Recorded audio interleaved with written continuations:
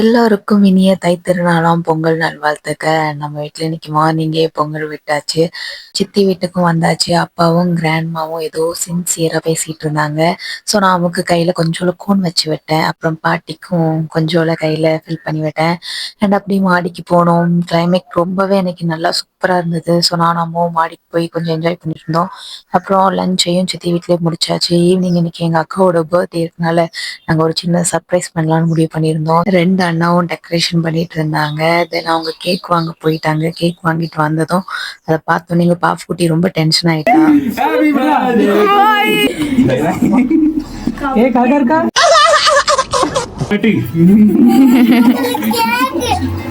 அட பாவியலா, இப்படி தாண்டா அசிங்கப்படுறதுனா வாழ்க்கையில.